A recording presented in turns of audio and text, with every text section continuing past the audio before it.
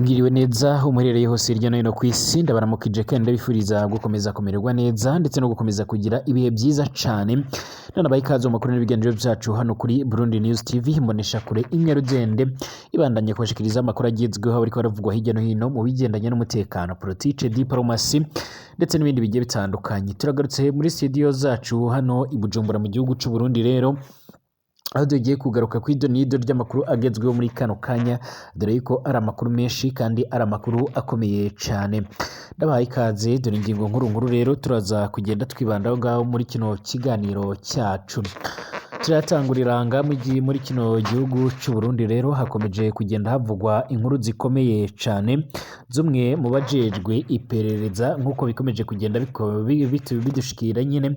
Umukozi w'iperereza witwa Jovita Butoyi yamaze kuba yofungwa. Abantu benshi batanguye kwibaza icyo yoba yazize, ariko kandi hari amakuru twaje kugenda turahabwa na bamwe mu bantu bagiye batandukanye ngaha muri kino gihugu. Jovita Butoyi rero kino gihe n'undi apfungiwe ahantu n'undi hatari homenyekana mu iperereza, akaba yagirizwa ko yari yifatanyije rero n'abashaka gutembagaza ubutegetsi bwa Evariste Ndayishimiye nk'uko biriko bitangazwa. Ese ibi bintu vyoba ari byo canga ni bya bintu vya raporo ya Amnesty International yamaze kuba yoshinza nyiricubahiro Evariste Ndayishimiye kuba ari umwe mu bategetsi bategekana igitugu, ko ari umwe mu bategetsi bakomeje kugenda barangwa no kwikiza ndetse no gufunga ndetse no kwica batavuga rumwe n'ubutegetsi bwiwe. Ni raporo ikomeje kugenda iracicikana hirya no hino ku mbuga ngurukana bumenyi, yongeye gushira mu kaga nyiricubahiro Evariste Ndayishimiye. Ibikorwa rero bigendanye no kunyuruza abantu, kubafungira ubusa ndetse no kubica ngaha muri kino gihugu cacu c'u Burundi nivyo bikomeje kugenda bigaragara, mu gihe rero hagikomeje kugenda hagaragara ibikorwa nk'ibi rero bamwe mu bakurikiranira hafi ibera ngaha mu Burundi baremeza neza yuko ibikorwa by'amatora ateganyijwe bidashobora kuzoba. Turaza turebe neza rero ingene ndetse n'impamvu uwo mugabo yoba afunzwe ndetse n'impamvu nyokuri yoba afunzwe, dore yuko hari umwe mu banywanyi bacu babaje kugenda baraduhereza amakuru nyine, baduhereza idonido ryo ku makuru agendanye n'ubuzima bwiwe, ariko kandi aho apfungiwe ntabwo hari homenyekana neza nyine ngo tumenye n'impamvu. Byose turaje tubirebere hamwe.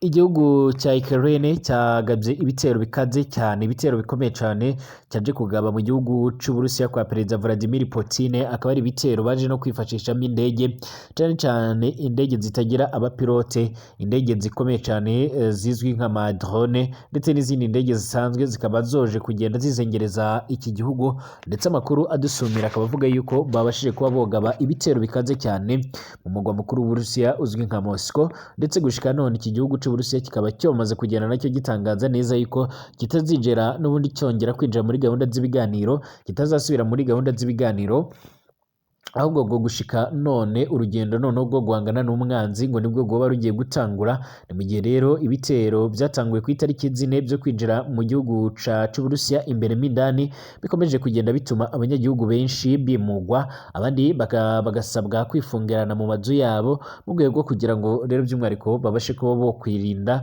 ibibazo bikaba byoturuka kuri izo ngwano. Mu gihe Perezida Vladimir Zelensky rero aherutse gutangaza neza yuko iyo bagiye gutangura kohereza imfashanyo y'abanyagihugu ba Barusiya mu rwego rwo kugira ngo rero babashe kuba mu rwego rwo kugira ngo nyine habashe kuba abobana uburyo bubaho cyangwa se babashe kuba bobona ubufasha, harimo nk'ibifungurwa ndetse n'ibindi bishobora kuba byobafasha, dore ko benshi bamaze kugenda barajya guhunga. Turagaruka kandi ku yandi makuru akomeye cyane nayo akomeje kugenda havugwa hirya no hino ku isi.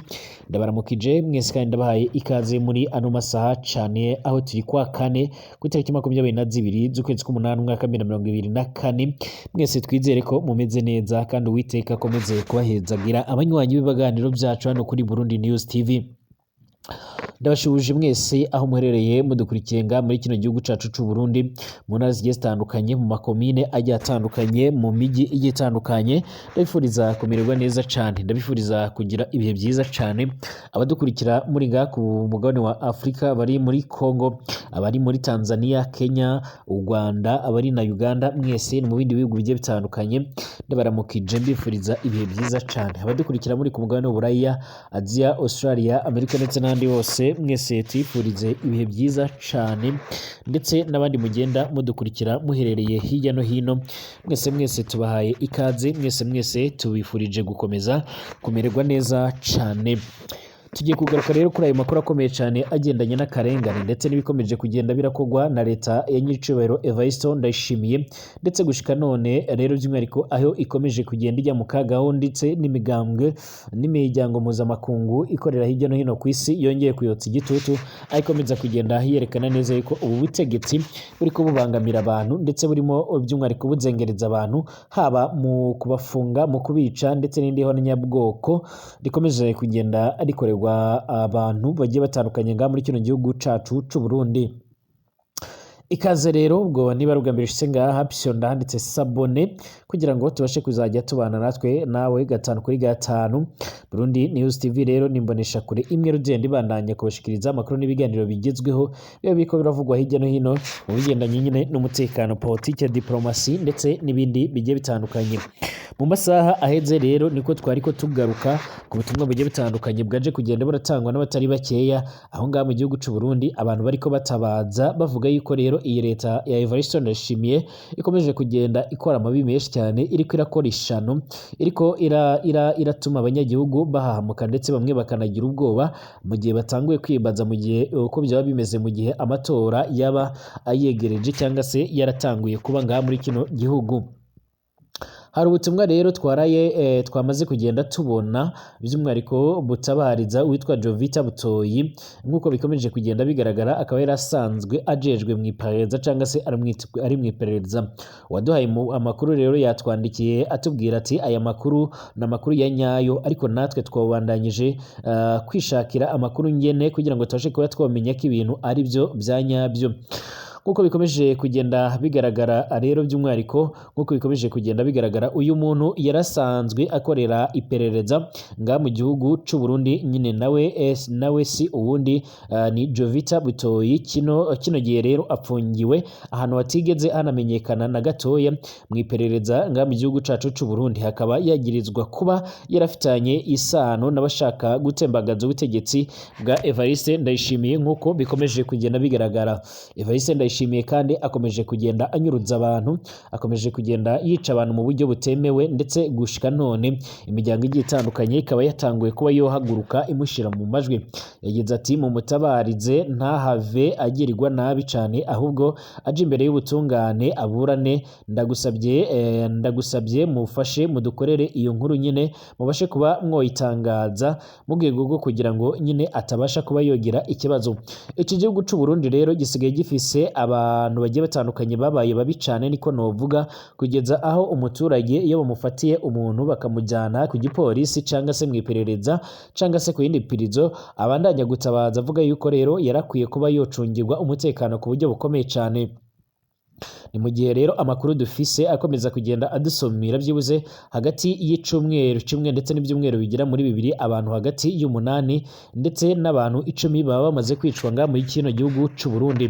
Aba rero ngo abicwa cyane n'abatavuga rumwe n'umugambwe uri ku butegetsi uzwi nka CNDD-FDD, abandi akaba ari bamwe mu bantu bo bakekwaho rero kuba bohungabanya cyangwa se baba bakorana n'abashaka gutembagaza ubutegetsi bwa Nyiricubahiro Evariste Ndayishimiye. Ibi kandi biriko biraba rero mu gihe imiryango yamaze kugenda irabitera imboni, imiryango iharanira agateka kazina muntu ayikomeje kugenda isaba ndetse ikanagaragaza neza yuko ibyo bintu bitohagarara rero n'ubundi icyo gihugu c'u Burundi kikaba cyoregwa cyane abayobozi b'icyo gihugu bakaba bojyanwa mu rukiko mpanabyaha mpuzamahanga rwa ICC. Buno butumwa rero buvuga ibintu bikomeye cyane ariko kandi uwabutanze ntabwo yabashije kuba by'umwihariko yasobanura byinshi aho yoba yafatiye. Gusa uyu Jovita Butoyi n'ubundi yaba yagirizwe kwifatanya na General Bunyoni nkuko bikomeje kugenda bigaragara. Amakuru dufise rero atari ivumbi nuko abegereye Jovita Butoyi bashimangira yuko uyu nguyu ngo yariko yifatanye cyangwa se acekwa kuba yifatanya na General Bunyoni, ariko kandi ngo hari n'abandi bashasha bagirizwa ngo bashobora kuba bari kumwe muri gahunda yo gutembagaza ubutegetsi bwa Nyiricubahiro Evariste Ndayishimiye. Bivugwa yuko rero nyuma yuko Bunyoni afashwe umwaka uheze hari n'andi makuru rero yakomeje kugenda avuga yuko nyine avuga yuko nyine hari n'abandi bagiye batandukanye bitsinda rinini cyane bari bafise umugambi wo gutembagaza by'umwihariko ubutegetsi bwa nyiricubahiro Evariste Ndayishimiye. Irindi tsoko rero twabajije mu iperereza n'ubundi ryemeje ko Jovita Butoyi afunzwe, ariko nabo ntibabashije kuba botubwira ico afungiwe, ndetse gushika none n'ubundi nk'uko bikomeje kugenda bigaragara bivugwa yuko nyine yoba ariko arazira idosiye ya General Ari Guillaume Bunyoni wahoze ari minisitiri w'intebe ngaha mu gihugu cacu c'u Burundi ciza, ndetse akaba akanarongora igipolisi cyane mu gihugu c'u Burundi nk'uko amakuru dufise akomeza kugenda atugaragariza.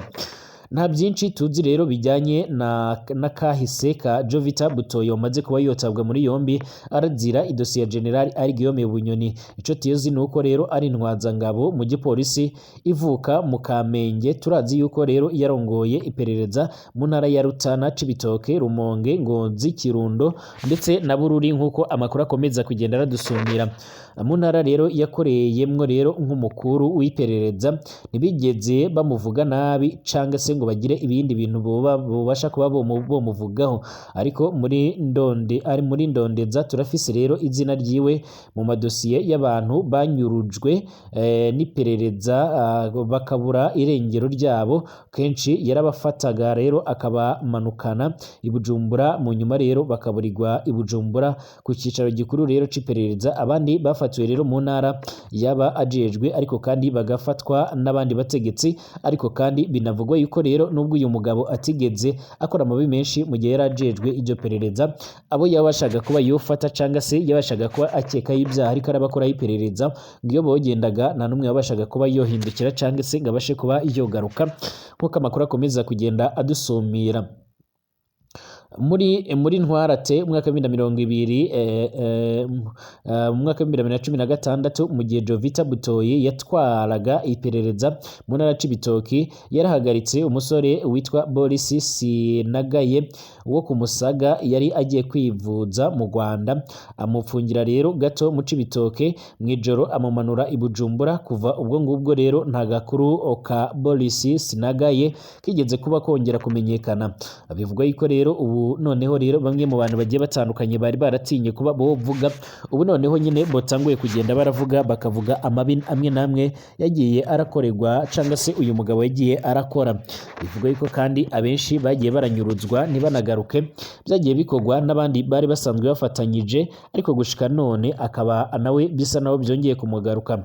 Muri Munyonyo rero umwaka wa 2022 mu gihe Jovita kandi yatwaraga iperereza mu ntara ya Kirundo, harafashwe uwitwa Ferdinand Nyandwi batazira Kambayingwe, yari aherutse rero guhunguka avuye mu Rwanda. Kambayingwe rero yarafashwe arabohwa arakubitwa bikomeye cyane, abantu babona kugeza aho rero yitaba Imana aja gutabwa mu ishamba, ikiziga kirasaswa rero kugira baze rero babeshe ko yishwe ahunze. Abavuzwe cyane rero muri ubwo bwicanyi ni umukuru w'umugambwe CNDD-FDD muri Kirundo, we n'umukuru w'imbonerakure muri Kirundo Albert Ahishakiye, ariko kandi n'umukuru w'iperereza yaravuzwe kuko yahamagawe kubiraba, ariko ntiyabasha kuba yogira ico bikoraho, ndetse ahubwo babasha kuba bokomeza kugenda barajijisha. Naho muri Rusama umwaka wa 2023 mu gihe Jovita Butoyi yatwaraga iperereza mu ntara ya Bururi, hahagaritswe abagabo bashika kuri batatu ku mugwa mukuru rero w'intara. Umutoza kori rero Jean Claude Ndayikengurukiye, umunywanyi wa Senere Focus niyo buntu n'umwigisha batazira Ntakirutimana, bose bafashwe n'urwego rujejwe iperereza kandi ntibigeze basubira kuboneka. Uhereye ico gihe nyine byose bikaba biriko bishinzwa uwo mugabo nk'uko bikomeza kugenda bigaragara. Amakuru amwe namwe avuga ko rero boba bohawe Colonel Alexis Ndayikengurukiye batazira Nkoroka, ariko kandi nawe akaba ari umwe mu bantu babicanye uruhagwa nk'uko bikomeje kugenda bigaragara.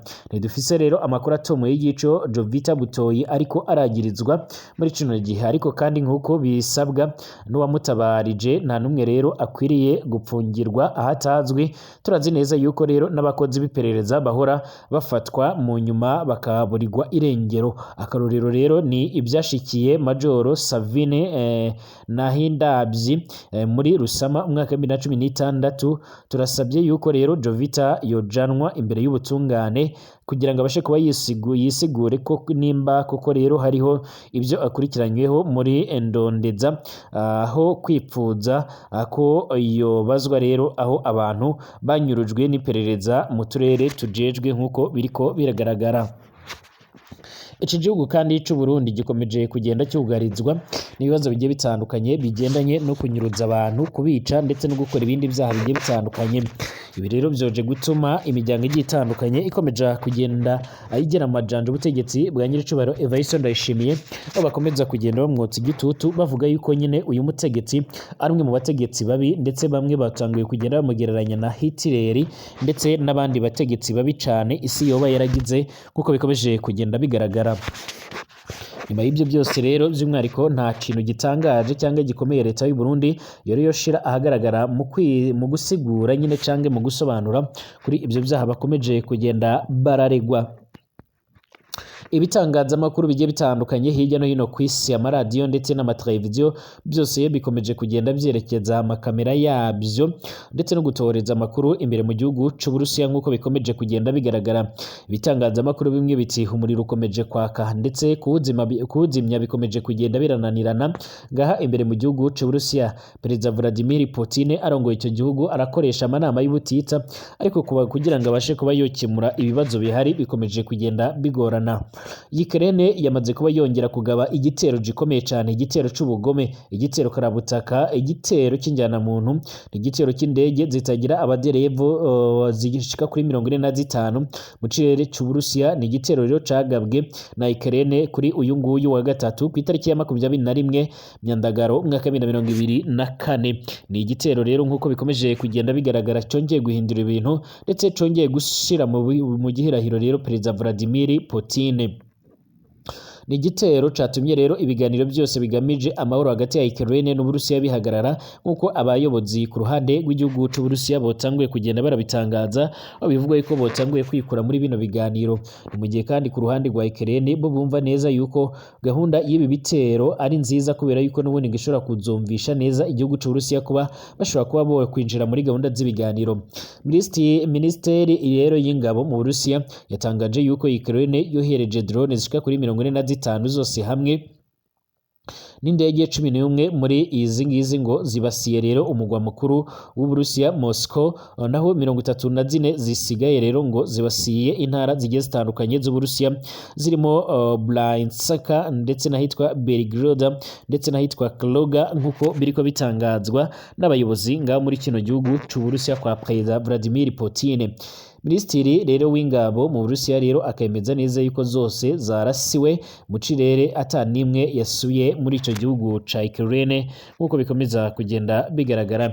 Iyi minisiteri kandi yanatangaje yuko iki gitero ari cyo gitero gikomeye cyane kigabwe ku mugwa mukuru w'Uburusiya kuva intambara yatangira muri Gashyantare mu mwaka wa 2022. Uburusiya rero bukavuga yuko nta wakomeretse nta n'ibyangiritse byinshi cyane muri ico gitoro. Nyamara kandi bamwe ku rundi ruhande bemeza neza ko iki gitero cohinduye ibintu ndetse cyatumye hongera guhinda umushyitsi rero imbere muri kino gihugu cy'u Burusiya, ndetse na Perezida Vladimir Putin akaba yongeye guhita aratumiza inama ikomeye cyane, inama ishobora kuza gutuma rero ibintu birushaho kuba byohinduka cyangwa se ibintu birushaho kuba byoba bibi cyane nk'uko amakuru akomeza kugenda adusumira.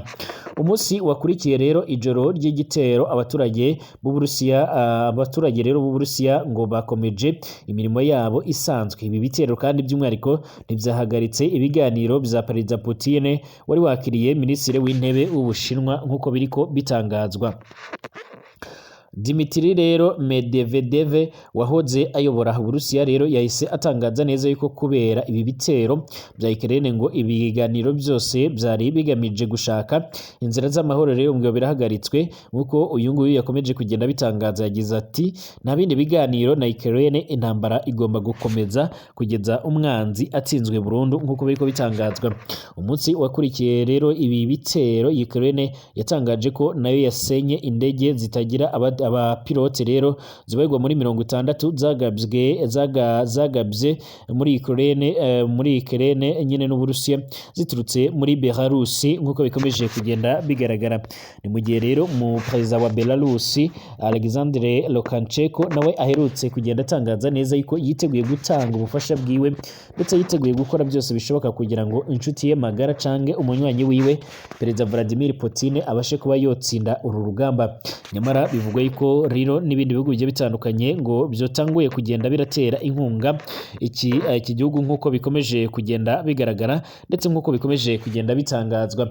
Korea ya ruguru nayo kwa Kim Jong Un rero nabo batangaza neza yuko biteguye gutanga umusada wabo mu rwego rwo kugira ngo rero babashe kuba bobasha kugwana ku munywanyi wabo cyangwa se inshuti yabo magara perezida Vladimir Putin arongoye igihugu cy'Uburusiya nyine nk'uko bikomeje kugenda bigaragara.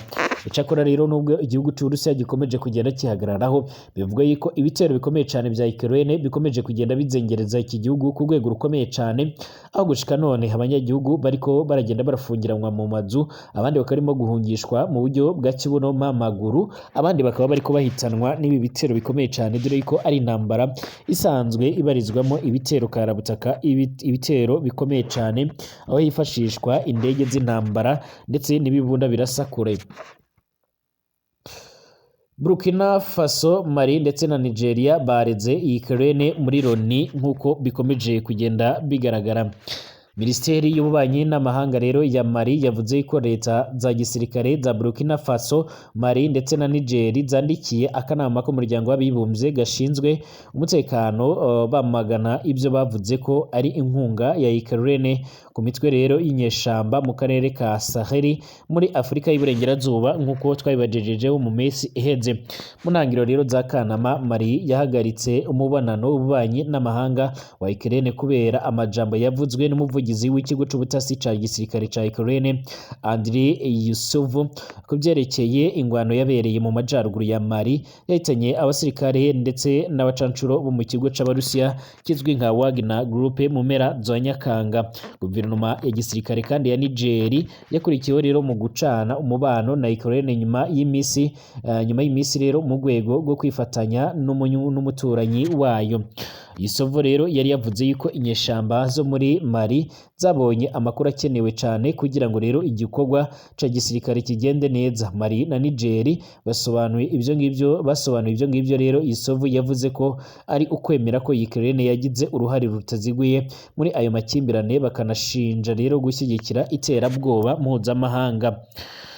Ukraine kandi yavuze inshuro nyinshi cyane ko ivyo birego bidafise ishingiro kandi atari ukuri. Minisiteri rero y'ububanyi n'amahanga yayo ntabwo yahise isubiza icifuzo ca Reuters cyo gutanga ibisobanuro kuri uyu wa gatatu. Iki gihugu rero ca Ukraine kikaba kiri mu migwano ikaze cyane n'Uburusiya nyuma y'imyaka irenga ibiri rero igabweho ibitero simusiga na Moscow, ndetse nabo ubwabo bakaba baratanguye kugenda bongera kwihorera ndetse no gukora iyo bwabaga, ndetse ubu noneho nyine bakaba bariko bagerageza gukora ibishoboka byose mu rwego rwo kugira ngo nabo babashe kuba bokwataka Moscow nk'uko biriko bigaragara. Abasoda benshi cyane bagiye batandukanye rero bakomeje kugenda bagerageza ndetse berekana neza yuko nyine ubu noneho ngo bagomba nabo gutanga icyizere yuko igihugu cabo kigomba gukora amateka akomeye cyane. Muri Uganda, Perezida Yoweri Kaguta Museveni wa Uganda nyine yahaye imirimo umuhanzi Eddy Kenzo amugira umujyanama mukuru mu bigendanye n'ubuhanzi nk'uko biriko bitangazwa.